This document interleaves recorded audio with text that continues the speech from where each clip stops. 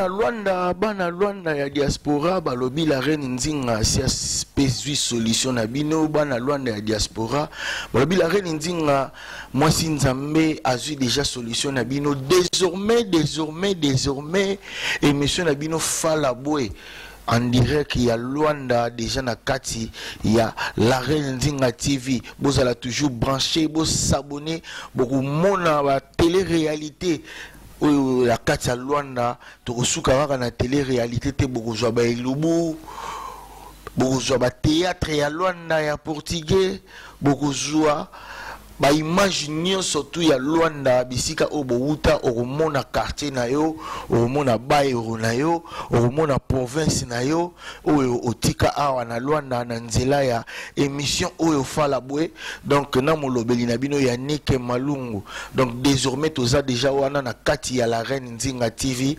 tokopesa bino ba image nyonso tu oyo ya Ngola ba musicien na biso ya Ngola o babunga kala o bomona bango lisusu te na nzela ya la TV Nzinga bokomona ba image wana nyonso ya ba musicien kala ya Ngola bokomona ba image oyo e bane ko pesa bino posa botala obo bane ko luka na kati ya Luanda désormais déjà la reine Nzinga TV na kati ya Luanda déjà a planté déjà émission moko awa fala boy avec les serviteurs Yannick Malungu donc bana Luanda nyonso bozala sous des cités bozala toujours branché na la reine Nzinga TV beaucoup joie ba télé-réalité tokosuka kaka na Luanda te tokomati na ba province pona ko sepelisa bino ba diaspora Luanda bisika bozali donc bozala sous des cités bozala vraiment motema ya kokita donc d'ici là déjà bozozwa ba image na bino déjà ya Luanda bana Luanda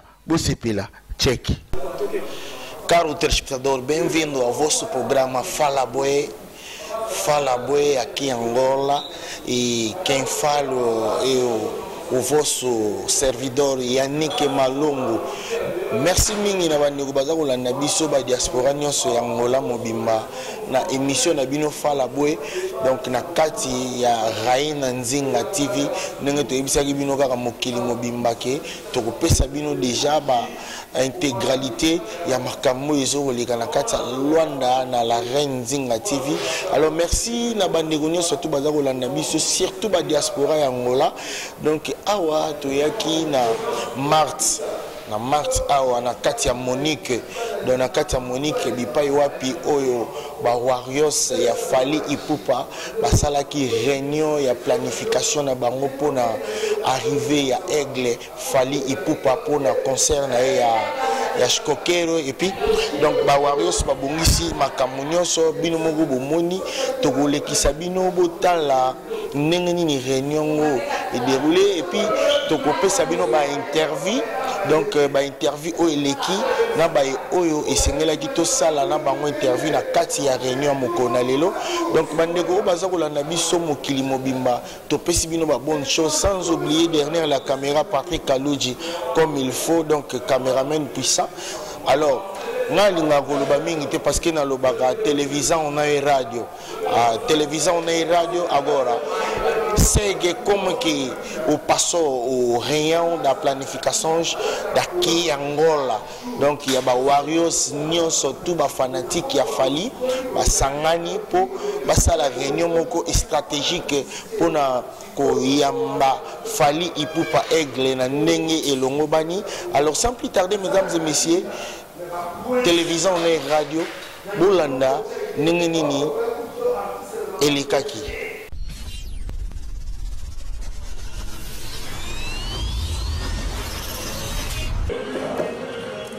Événement où il y a le 15 juillet production des Aya Batali.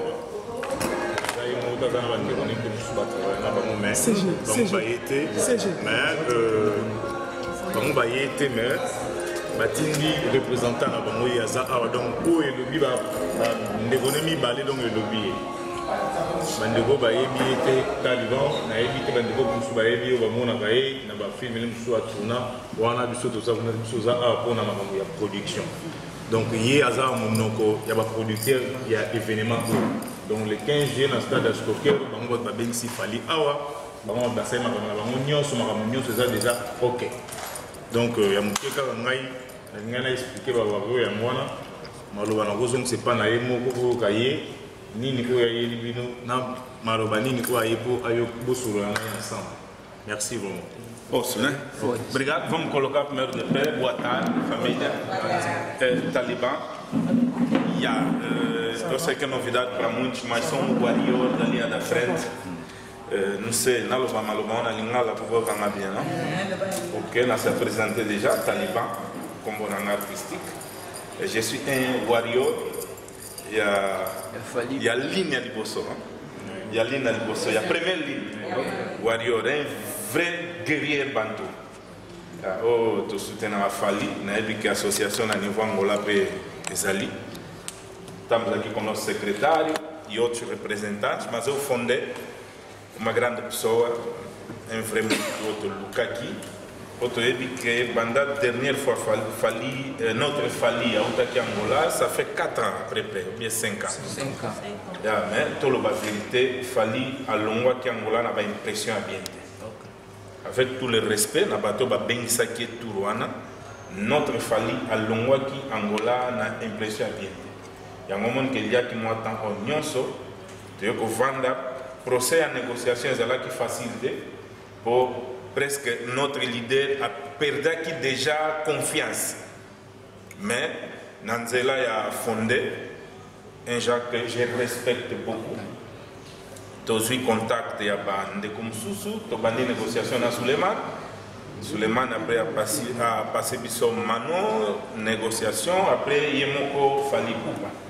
Il y a un certain Taliban en Angola, mais dès qu'il y a une musique, mais Taliban en Europe, est déjà que au salon de idée, il n'y a que au salon, par condition il fallait que de Paris, que nous puissions directement à Paris, tout ça la négociation.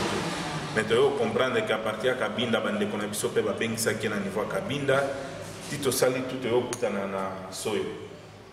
Rencontre en Sala qui bien, nous allons à Bissoté, fondé à Sala qui, Glody. Mon frère, il était là, on a agi là, on a représentant mon souci à Bawario. Et ça là, il fallait plaisir. Négociation, il fallait durer seulement après près 30 minutes, mais tu vends qui n'a tu lis longo, les gars qui te plus de 3 heures de temps. Il y a qui a payé, il y a quoi quand ils sont à 4, il est solo et continue à monter.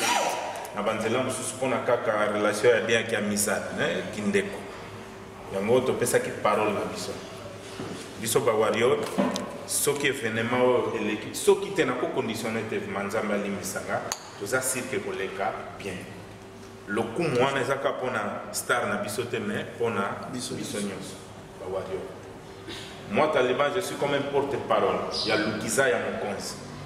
Lukiza Mokonzi tête na ngeza Valdano Lukiza vous voyez na ba photo que tu besoin monnaie déjà. CEO chef exécutif et organisation Kebo Lukizai. Ce sont deux frères. Moi, Taliban, tu vas très bien. Yango que tu sens ici par idée, tu sens l'union sauf Fali Azoya. Le 15 juillet, bien confirmé dans le stade de Coquet.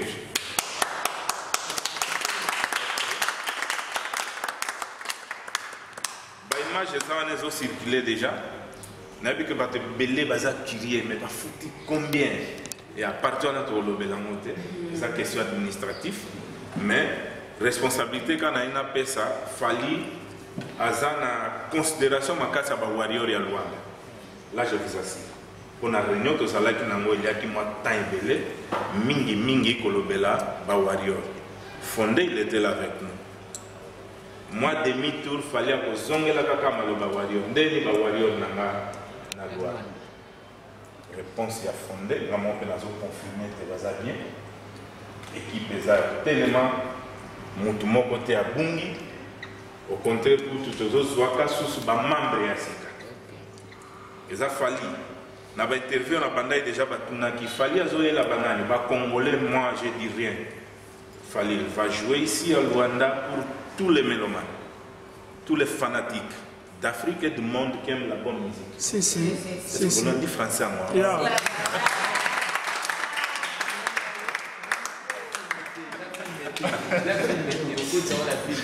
Ah mais oui. C'est tout ça au CP là. Pour ceux qui le il fallait ça toujours fait. Pour polémique, mais il y a biso fali à beaucoup la cabane vraiment. Polémique, mais nazolo il y a biso fali à beaucoup la cabane.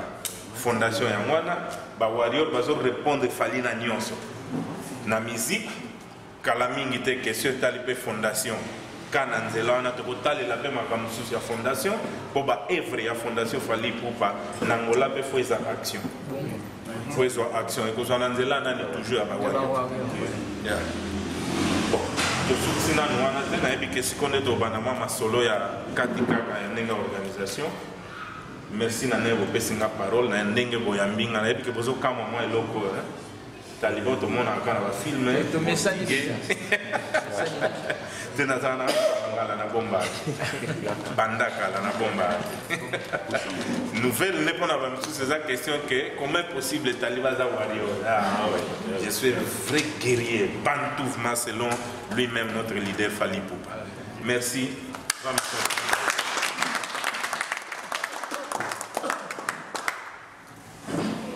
Merci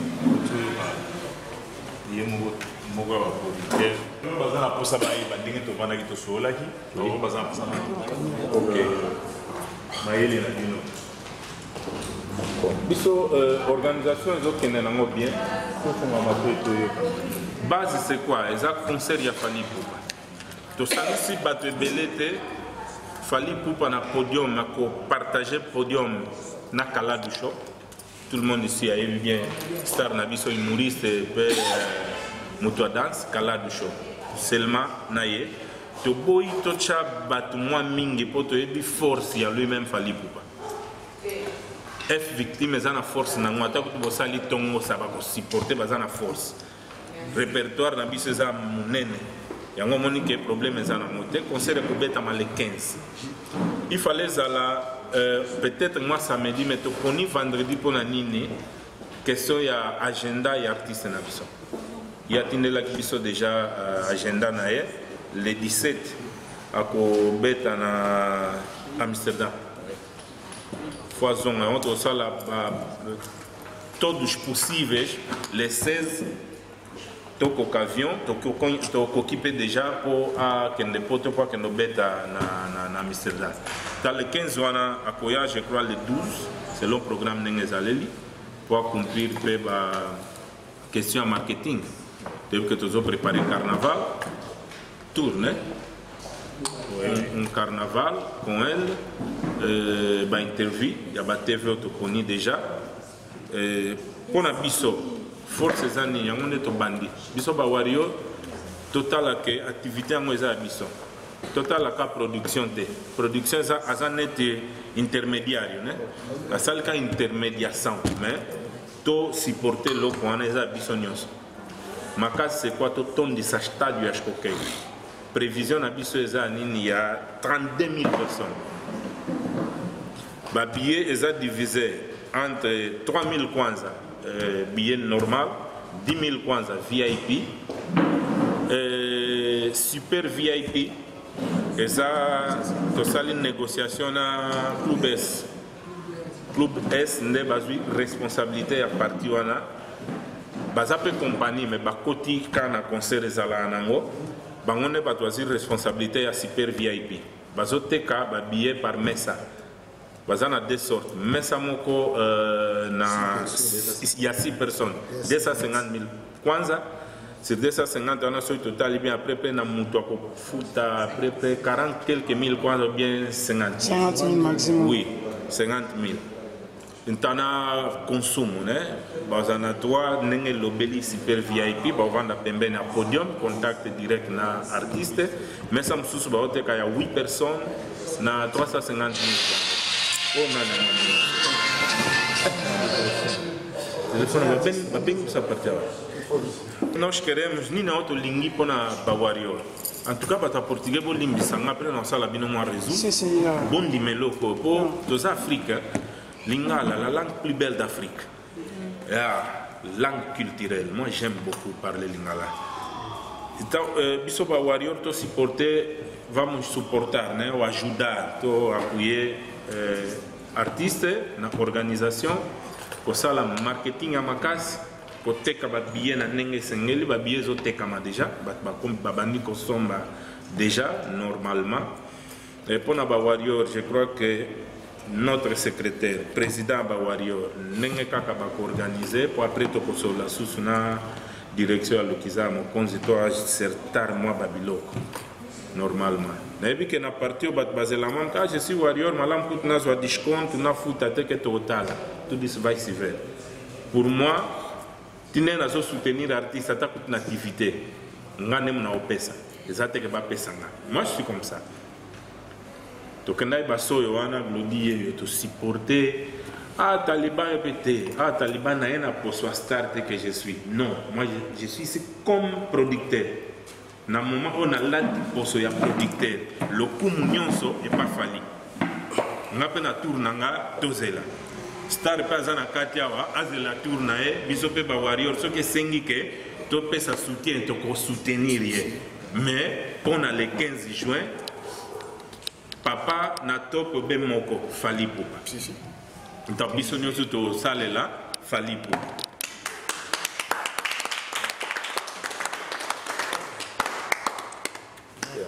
Então, quanto a isso, Gil, o que é que já se conversou, o que é que já se acertou? Há alguma preocupação que podem me colocar? Vamos aproveitar enquanto estamos aqui. Deu o relatório, é isso. Bom, acho que faltou um detalhe. Falei a coisa lá hospedado o quê? Alogé na Intercontinental. Très bien, pisonniers hôtel, Yassika, Intercontinental. Nous sommes déjà bien organisés. Les musiciens, Colongwa Congo, pour la compagnie, nous avons une parcerie, nous avons une parcerie na concert Macon. Et bien Macon ça là Lufu Kine Luanda. Então, avion na date wana não tem, toluki não tem mesmo. Então, Maconde que vai se responsabilizar, e a Colongola Bango Kuna, todo lá de la paix confort. To boy que to loué bakar musus pour la question sécurité, to nime Macon et ça là, nous ça là. Hôtel ici ka ba ko vanda nde na ko confirmer na noté pour tozo zela, total ici ka ni na auto confirmation. Tamsu bazala na Kasenda. Tamsusu na Mutamba, Bamezo Pezali, Tamsusu na Viana, mais tozo lukaka on devant définir. Administrativement, tozo traité déjà ni ce problème mais on a niveau ya ministère ya culture, na ambassade na biso na Congo. Il fallait ngande na kende Congo mais na lisolo na Serge Liakis. Liakis ne fondé. Liaki. Eu falo sempre Liakis, fui buscar o Liakis eu fondé. Eu falo sempre Liakis. Ah bom? Todos sont là toujours na manona Liaki, Serge Liaki. Pour na contrater ma camunhoso, pour to boy falha eza. To boy nyonso tozo traiter en mouvement ndenge sengeli. Ba désordre to kana omona na soyo. Pena cabine nga ke bundisa fondé na glodi soina simba fondé te bolome boyo kaka fondé a betimut glodi kutu kolobate nga na bosani ki star men azokendo kabola bango susu vama kwentaso efi victime bazangi ba chambre fazi isso não tem faz aquilo não tem eles vamos ficar calmo organização a bisote meto koti susu masolongo para nós apaziguar as coisas e depois de tiver tudo bem, só assim é que saímos de lá. Então, Fali está com uma grande confiança conosco aqui para as coisas correrem bem. E vai correr bem. Vai correr bem. Alguma questão? Querem me colocar? O que é que eu pulei aqui, Fondé? Nada, né? Eu vou depois acertar as outras coisas. Seja, tem que dar que três pessoas. Acho que pular já. Pulei algo, diga-me lá. Sim, a hora da chegada do músico.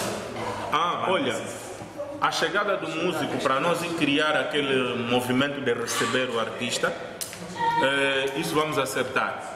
Porque ainda não tem lingala susu, né? Bom, vou limbisanga, bata português vou limbisanga, tocha sous-titre nasce, vou ligar na português. E a pona koya ya musicien.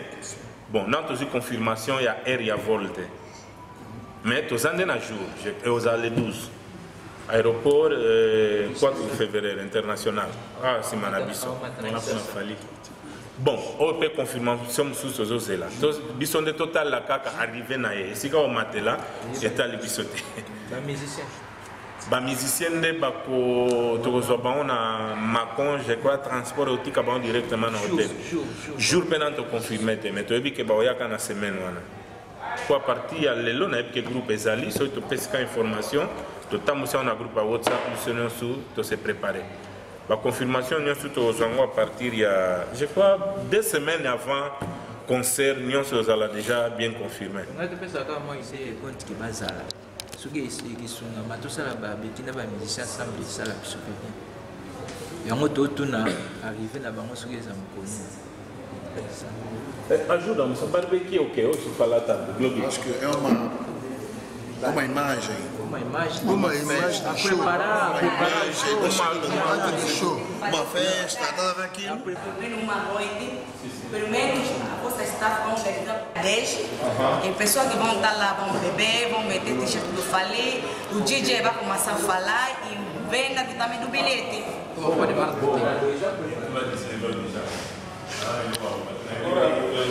Eu até só para a faculdade de venda seja só de uma pessoa. Todos nós, ainda que à distância, conseguiste 5, 10 pessoas que querem bilhete, está aí o fundo, tem os números, e estamos a receber um apoio. Variou. Obviamente que no fim, somos variou, fizemos as coisas. Não, estamos conscientes disso. Estamos conscientes. Mas até que, não, gente basília é uma parte, não, ainda não. Estou a falar assim. Estão a perceber?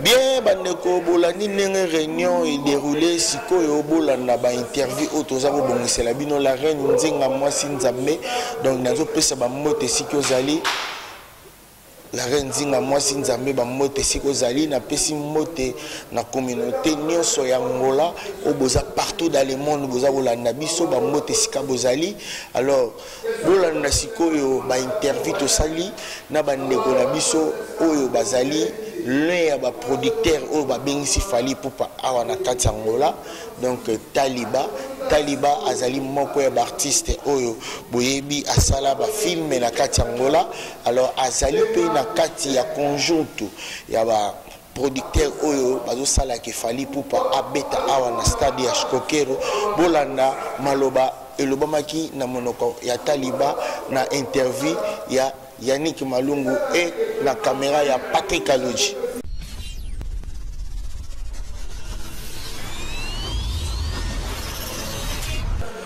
Bien, chers dames et messieurs, caros telespectadores que estão nos seguindo nesse momento, aonde você está.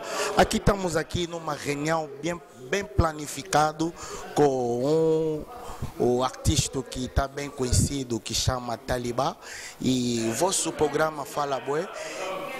Vocês todos que estão seguindo no La Reine Nzinga TV, estamos aqui numa reunião do Fally Ipupa, porque ele já vai vir aqui em Angola para fazer um concerto grande no estádio do Shkokero daqui em Angola. Então, acabamos de ver todos que passou aqui numa reunião.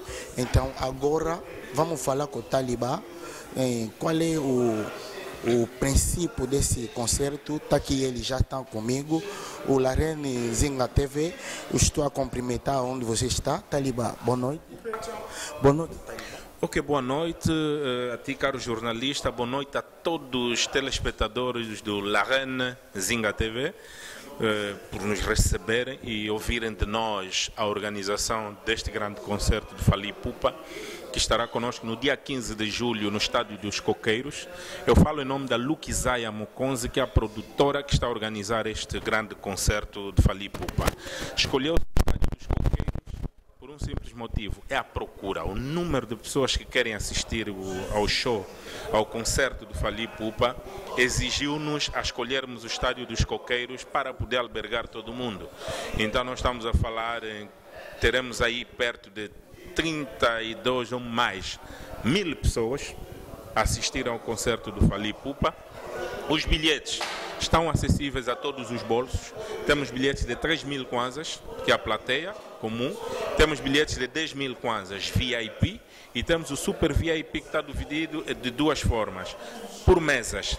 Mesas de 6 cadeiras está a custar 250.000 kwanzas e de 8 cadeiras, no caso 8 pessoas, 350.000 kwanzas com direito ao consumo. E essa parte que eu abri ali, esse parente do Super VIP, é total responsabilidade do Clube S. As pessoas conhecem bem o Clube S, que é dos nossos parceiros, que está a trabalhar conosco também nessa atividade, está a dar o seu apoio. Então, cabe a ele essa área do Super VIP. Mas, desde o momento em que você é fã, é admirador, és alguém que dá aquele sustento cultural e artístico ao nosso líder da música africana e mundial, Fally Ipupa, sinta-se uma pessoa super VIP. Com 3.000 ou 10.000 kwanzas comprado, não importa o valor do bilhete, só de saber que estarás no concerto, você é super VIP para ver esse show do Fally Ipupa acontecer. Então, dizer aquele grande obrigado ao Valdano Lukizaya, ao Kebo Lukizaya, o Kebo que é o nosso CEO da Lukizaya Mokonzi, e até o Fally Ipupa acrescentou mais um nome, ele está a dizer Lukizaya Mokonzi Monene. Ele diz, não, você fica Mokonzi Monene, é o apelido que ele agora deu. Estamos aqui felizes da vida. O Fally está feliz por vir atuar em Luanda e todos nós também estamos a receber um grande apoio dos Warrior, que são o fã-clube de Fally Ipupa. Os de Luanda estão devidamente representados. Vamos olhar, temos ali o Fondé Liakis, temos o Gil e temos o Glodi e tantos outros nomes, são vários, mas estou a dizer todos os Warrior, não só os de Luanda. Virão também os de Cabinda, virão os do Zaire, virão os do Uige, virão os das Lundas, virão de Benguela, virão do Cunene, quando o Cubango quer dizer que todos os Warrior que estão espalhados nas 18 províncias virão em representação naquele concerto, do dia 15 de julho, que vai acontecer no Estádio dos Coqueiros. Os Talibã, muita gente que vão falar, muitos angolanos, a maioria que está fora do país, e Talibã é um artista que ele é artista da cinema, mas como é que você já está dentro dessa produção das músicas? É assim, para quem segue o Talibã nas redes sociais, vão encontrar lá assim, ator e produtor. Não só de cinema, mas produtor do modo geral. É a minha praia, é o trabalho que eu faço, é algo que eu estudei durante muitos anos. Promoção, produção de eventos culturais. E, quanto ao evento de Fally Ipupa, essa força juntou-se da cabeça do Valdano Lukizaya, do Kebo, que é o CEO da Lukizaya Mokonzi, eu que sou amigo desses dois irmãos, grande camarada, estamos aqui a trabalhar juntos, não só nesse show, mas num outro show que também foi cancelado, mas nesse preciso momento estamos com todo o foco no show do Fally Ipupa. Depois saberão de outras organizações. Então, para responder claramente à tua questão, eu sou ator e produtor de eventos. Nesse preciso momento não está aqui o ator Talibã ou a estrela Talibã. O estrelato todo está dado ao Fally Ipupa. Como dissemos em Lingala, na Moma Oyo, na Sanksipenama francês, le comunion só é para estar Fally Ipupa. Ali no Congo tem muito artista músico que toca bem músico. Por que você como Mokonzi escolheu só para o produtor o Fally Ipupa? Para quê? O Fally Ipupa hoje em dia é a vaidade da África e do mundo. Como dizem em francês, soa melhor, fierté d'Afrique, quand on parle de la musique. C'est Fally Ipupa. Même ici en Angola, Fally Ipupa é a preferência. Fally Ipupa é o gosto da música. Então todo mundo é Angola e todo mundo que vive em Angola, que não seja só angolano, a preferência é Fally Ipupa. Então nós só estamos a cumprir com aquilo que é o desejo dos amantes da boa música, do bom rumba. Os amantes do bom quassa, porque falei de dança e genérica, aqueles genéricos bons do F-Victim, vamos todos acompanhar. Então é uma escolha do público. E então a última palavra para o Talibã, para todos os angolanos que estão fora do país, acho que também um pode vir aqui para vir assistir o concerto aqui em Angola. O que o Talibã vai dizer? Eu desejo todas as boas-vindas. Não se vão arrepender de estarem aqui para acompanhar o espetáculo do Fally Ipupa. E nós estamos a receber muitas solicitações. Há pessoas até que estão a pedir por nosso intermédio carta de chamada para eles para virem assistir ao show. Estamos a tratar dessa negociação, mas a maior parte das pessoas estão a vir mesmo de livre vontade. Estão à distância já por pela internet, já estão a fazer a compra dos seus bilhetes, estão a fazer as suas reservas, a garantirem presença aqui. Europeus, pessoas que estão na América do Sul, América mesmo do Norte, continente, o próprio país, né, os Estados Unidos. Estamos a falar dos nossos países vizinhos aqui da África, estão todos bem mobilizados para virem assistir o show do Fally Ipupa. Então, até já estamos com medo do estádio dos Coqueiros ser pequeno para o show do Fally. Então, não sei se vamos ter que ter duble Coqueiros ou não, mas vamos ver como é que a organização toda vai fazer. O Fally Ipupa está com uma agenda muito cheia, depois da Angola, dia 15 de julho, ele terá que estar em Amsterdão no dia 17, ele só deixou um intervalo do dia 16 para poder pegar um avião de volta para a Europa, mas é como tudo, é o nosso artista, ele responde o desejo dos fãs. Se lhe convencermos, quem sabe, em função do número de bilhetes a serem vendidos, se duplicarmos o valor, aliás a quantidade, quem sabe ele vem a dizer, vou ficar mais aqui para um dia, para um duble Coqueiros para os fãs de Angola. Agradeço muito, Talibã. Eu agradeço também, muito obrigado a todos aqueles que são meus fãs. O Talibã está aqui, não se preocupam, novos filmes virão. O Talibã não deixou de ser ator, até coincidiu com as palmas ali, mas não... Não se preocupam, o Talibã está a caminho com os trabalhos que eu estou acostumado a fazer-vos, mas aceitam esse outro meu lado. Um grande obrigado e uma força a Lukizaya Mokonze, que é a produtora que está a trazer Fally Ipupa, que eu estou aqui como porta-voz, e os responsáveis, o nosso CEO, que é o Kebo Lukizaya, a cabeça máxima, que é o Valdano Lukizaya, e ao Star Calado Show, que vai partilhar o palco com Fally Ipupa, com muita dança, muito humor. E cá estamos nós, sem esquecer o Clube S e sem esquecer os Warrior. Antes, eu sei que vamos procurar Talibã para a próxima vez. Ele vai vos explicar como é que o carreira dele está a andar. Acho que sim ou não? É um convite feito no ar, não se fala não. Claro que eu aceito, eu virei falar de mim, falar da minha carreira, dos meus projetos, numa outra ocasião, mas nesse momento a conversa é Fally Ipupa. Fally Ipupa, ouvem bem, Hustler, é muita velocidade como um Rolls Royce na moto. Entendam isso. Hustler é muita velocidade como um Rolls Royce no sistema motorizado. Este é o Fally Ipupa, el campeão do mundo. Está a perceber? El rei mago. Contamos contigo até lá. Talibã, um pouco palavra só por La Reine Nzinga TV, que é uma televisão dos públicos angolanos que está fora do país. O nome diz tudo. La Reine Nzinga. La Reine Nzinga é Rainha Nzinga em português. E nós sabemos que a nossa Rainha Nzinga é ela que lutou tanto pelo reino do Ndongo para conseguir mais tarde a independência da Angola. E essa rainha homenageia-se nesta TV, Rainha Gingambande, a quem eu peço todo mundo que está na diáspora e não só, de acompanhar esta grande TV que é La Reine Nzinga. Obrigado. Chers fidèles téléspectateurs, tous agora na ninguém a Fala Boi, vosso programa daqui Angola. Donc Fala Boi na kati La Reine Nzinga TV ba moto sikozali. Alors, toujours continuer à intervenir na biso to ko josko fondé la KIS pour tout na stratégie à réunion parce que ça réunion mo stratégiquement tout na nini ba bongisi na réunion le fondé la KIS. Bonsoir. Ouais, bonsoir. Fondé la KIS premièrement to tuna yona no nini bobongisi pona mabongisi ya yamba Aigle parce que Aigle aza artiste moko aza na niveau mo ya art niveau nini bobongisi. Ouais, na sibino mo bomoni bomoni organisation ngezali bomoni moko ya ba producteur autozana bino bo j'espère que bosane peut interview. Ouais. Donc tozo bongisa kala po artiste na biso aza grand obiso na soto yebi. Biso toza bato ote ya uganga mingi biso linga mingi misala tokoganga teka bomona tokobuka boro te wani fona biso te.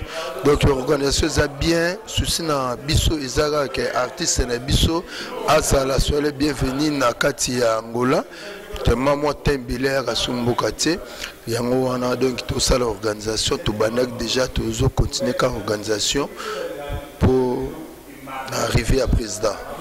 Fone la kisiko yo pona ba wario oyo baza na Kabinda, ba wario oyo baza na Mushiko, ba wario oyo bazali na ba province belé o parce que Angola to na 18 province message nini oyo ko transformer bango na ndenge bazo ko landa biso na la reine Nzinga.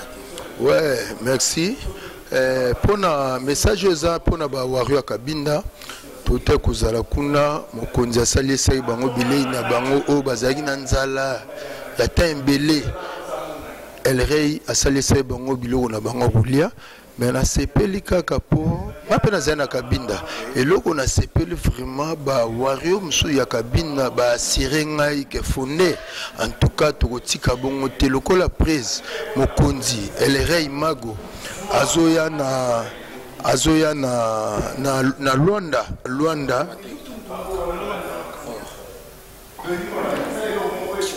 Lokola Zoya na Luanda, en tout cas, 6 à 7 à 8 personnes, Barozala vraiment awa. Au balobi que Luanda zara Angola, Kabinda pesa Angola, donc Barozala. Yaso paiement, Barozala, mais na rosenga na bawario au bazan Lubangu, au bana Mushiku, au bana Kafufu. Ya Kafufu pe bazobenga, ya Malage pe bazobenga, donc Barozala. Bo se pela puma, bo mona bawario. Bawario batwaloba ebele ke bawario bazamuke bamona na te bawario bazabata oloba te ka comportement artiste na bango bawario balinga ba manifester ba manifester bo sepela bo mona siko pona barbecue ya koyamba artiste Aigle bobongisa nini pona barbecue avant concert ouais pona barbecue avant concert selon réunion ndenge ezo salama barbecue comme si egozala na retunda kasenda barbecue zalawana egozala les 10 juillet le kola mokonzi akoma les 12 de barbecue za les 10 juillet na retunda kasenda siko barbecue on les 10 juillet bobongisi ka pona bino bien ba op ya Kabinda ba wiko ya ba oyo ya Mushiko ya Wambo par-ci bon pona biso vraiment à part ba wario yeba yango na sérieux ba fani nyonso ya ba orchestre wana nyonso ba fani na bango nyonso ba na bango ba fani na Aigle ba oya na bango afani na wario ba fani na bango nyonso ba fani na Aigle po Aigle azali kolo na bango ba leader na ba revaka un jour ba koma logo à Aigle fone la question ne soit ba bo so esui bango estalinga ite tolobi ka vérité bo yo bien on te fallait number 1 tenga moyena le bezati ozo banga po loba to ba botanga 2 personnes so ba benga yete botanga 2 personnes à Paris ba kokai ko tanga tizaka ya yete nani ba kokai ko tanga te oyebi et puis nangana loba so lo mo émission tobeta Kabinda tobeta na salle te oyebi tobeta na stade toyeso tobeti su na stade tozoya Luanda tobeta su na stade donc nyonso on eza ba répétition ya préparation ya stade de martyrs na shikoke repé préparation shikoke nyonso wana po toza ba congolais est-ce que shikoke ranwe otonde na fondé toloba mingi te na si ozala omona. Merci. Moi, votre dernière parole, Nabayo Balandi, Bisson interview. Yeah, merci vraiment, Nabayo Sobalandi, interview Oyo, Naebike, interview Oyo, Toussali Oyo, Niki Mukoko, Mobali, Masamba, moi ça Tonda, moi ça Pembe, à Oyo Kango, donc Eric Aluma Romona, émission Oyo, Fumuti Nabosa Nakaote, Posona Bengi, toujours. Aoyo ke mission odo bamote nanga ngwana bamote nanga pa Stéphanie Soua donc merci yo ya Angola plus précisément à Luanda na yebi ke bientôt dans la bande de konanga derrière ba uta Kabinda ba ya na ya soyo tozana bangwa na ngina signaler bango que le 10 juillet toza déjà na barbecue na rompo wana kasenda o biso benga na portugais na retunda. Tous en retour à donc tous les warriors de Abo se présenter à partir de 18h pour démarrer jusqu'à l'infini. Pour arriver à Mokonzi, mobilisation. En tout cas, na partie on a vraiment en tout cas tous venant une équipe complète, ils ont vraiment motivé dans mobilisation dans le marketing à Roloba. Pour arriver à King, bino ebi Aigle lamboko. Aigle Soraï na mboko ndenge makambo ezalaka. En tout cas, tous un équipement mobile et ça déjà mobilisé donc j'espère date no ekokite mais to banaki déjà 45 jours avant d'essayer de banner makambo wana. Donc en tout cas loin de mes alertés. J'espère aussi dans la province d'ailleurs bazar tout le monde dans net. Donc ça déjà alerté donc le 12 juillet tous en a mon King à Mboka.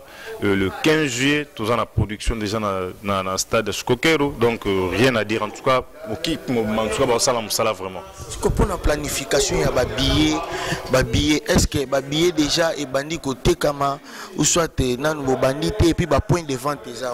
Les billets déjà bandit Kama. Là, je vous assure. Les billets sont Kama déjà. Point de vente, ils ont un palanque, ils ont un joueur mort. Tous les sous na Tsunga kana palanka, tous les sous na Casquel. D'ailleurs, semaine auto banadea to ba c'est sous moi point stratégique sous pour vendre les billets salement. Donc toute la ville déjà tous a place pour les billets au Tekam. Mais c'est le moment là ça l'a déjà appelé à tous les warriors, il y a Luanda et y compris dans la province. C'est le moment pour pousser la bosse bien à Bino parce que les jours J billets au Tekamaté dans le stade. Donc c'est le moment pour profiter bosse billets parce que les billets sont limités. On a pris la possibilité parce que tout sur le producteur déjà, tout un réunion stratégie na bango. En tout cas, il nous a assuré 60% vraiment. Il y a des billets déjà vendus. Alors 40% est ticali yo welisa peut-être que cause à la yo. Soko zeli que oya a là on est comme une part na yo. Donc soko za vrai warrior a fallu pour pas donc c'est le moment. Benga ba numéro ezawana okene na place na tangi wana. Somba bien na yo ozala satisfait. Sikoyo pour un problème ya la prochaine réunion na bino ya na lié stratégique ya réunion mais vous allez la wapi. D'ailleurs semaine ezoya j'espère la semaine le 26 dimanche ezoya le 26 na sali appel na tous les warriors au bazana kata Luanda. C'est le moment où ya to fanda to kutana Tokutana na Marthe, na Rua 12, na Nganda Monique, j'espère que nous sommes ebi Wario, nous sommes ebi yango. Place réunion absolue ça est là. Boya dimanche soir le 26. D'ailleurs la réunion ya souka auto préparé pour na barbecue déjà parce que semaine auto banalisé ça déjà semaine moi si je me trompe pas les 3 ou les kakuna.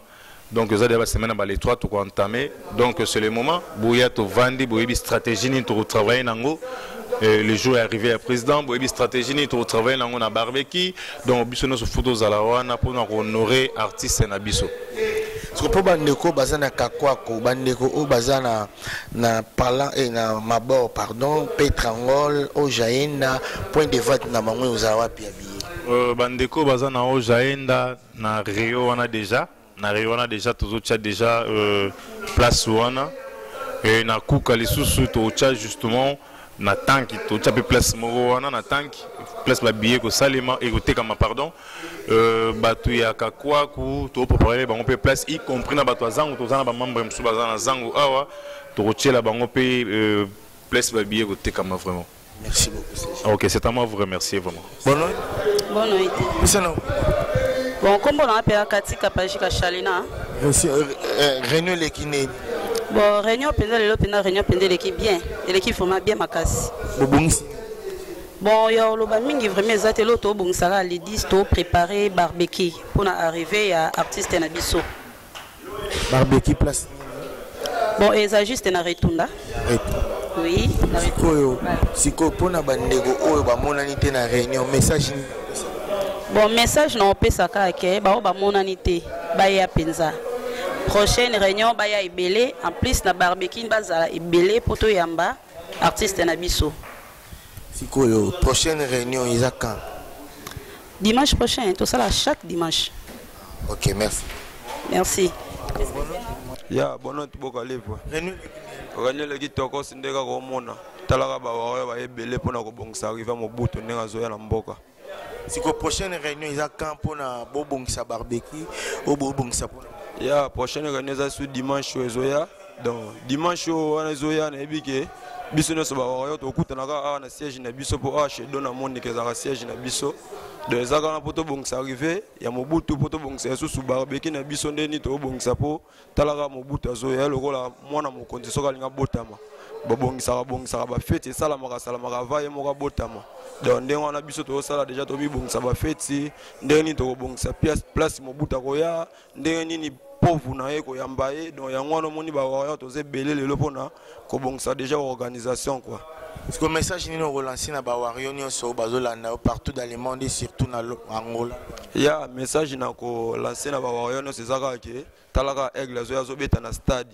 Oh, na kolo bana neza na mutu mission mo côté ya Congo ya génération na yé déjà beta wana. Donc azate pe na Congo so ba kozala 3 personnes na yebi ke yé aza deuxième personne azo beta place wana. Donc message ça que pa Bawario pour toi na pour ça ya stade wana journée il faut ezala inondé.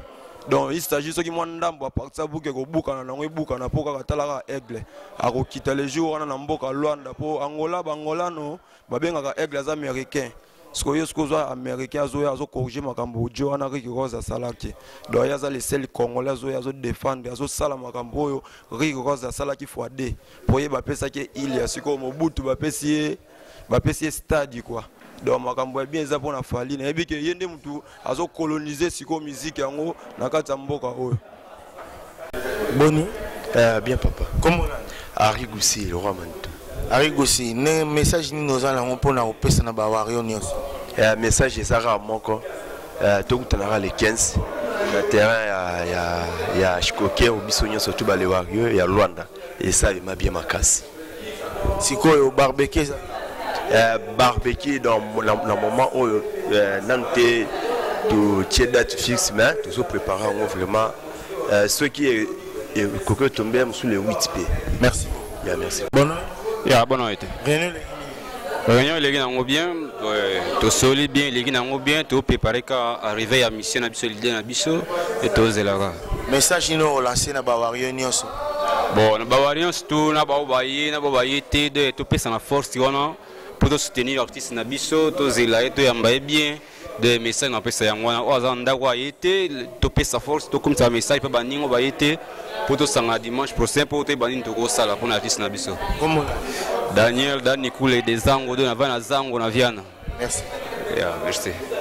Dembote na mavinga mera botanga ina nana ketchup bafana moba mwasi ya fali pupa na pesi mbote na CG na Gilles Mundeke na mwana nga Victory na mavinga.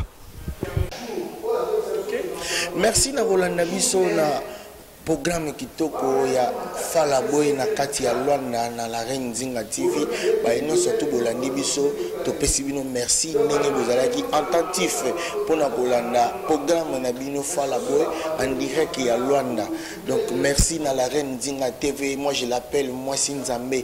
Donc la Reine Nzinga TV ndenge ga to yokanaki makambo yango yo ndenge lobaki ndenge ga prometaki bana ngola bana mokili mobimba makambo yango yo alors bolandi bino moko ndenge réunion salami ndenge interview eleki alors TV za la radio te donc télévision on est radio mingi ya kolobeza te to komi na suka donc to kabwana na bino ba obolanda ka biso na la Reine Nzinga donc o aza ko yebisa bino liboso ba télévision na bino Yannick Malungu Nzinga donc Yannick Malungu Nzinga Chara ya maman Nzambe donc la Reine Nzinga donc ba mote na bino nyonso famille mobimba boza kolanda biso to kuteli na bino à la prochaine pour na nouvelle version. Merci beaucoup.